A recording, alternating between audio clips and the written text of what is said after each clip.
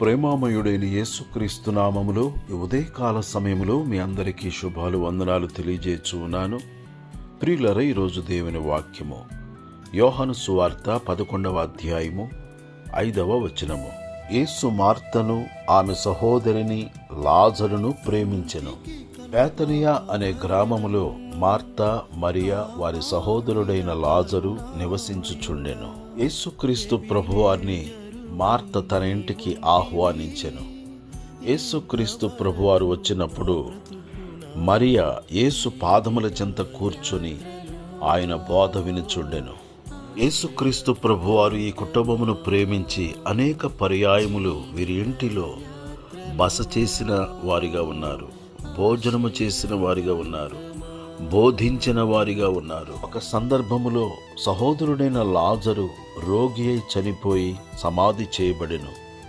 4 దినముల తర్వాత యేసు ప్రభువారు వచ్చి లాజరు బయటికి రా అని పిలిచి చనిపోయిన లాజరును సజీవునిగా వారికి అప్పగించి ఉన్నాడు.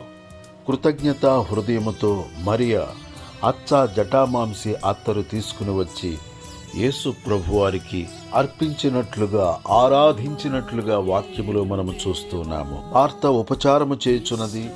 యేసుక్రీస్తు ప్రభువారితో కూడా లాజరు భోజనమునకు కూర్చుని ఉన్నారు. ఆ ఇంటిలో ఆనందము, ఆ ఇంటిలో విందు జరుగుచున్నది.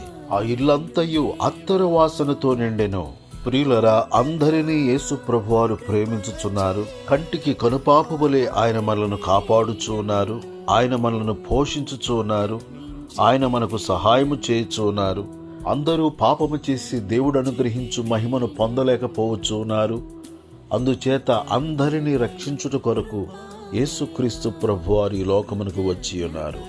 అందరి కొరకు సిలువలో ప్రాణము పెట్టి ఉన్నారు.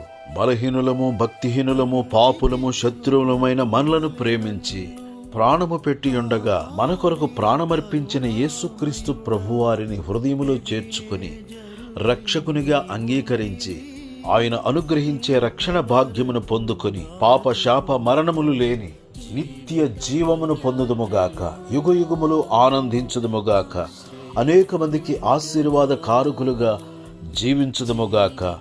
దేవుడి మాటలు మన కొరకు దీవించునుగాక. ఆమేన్.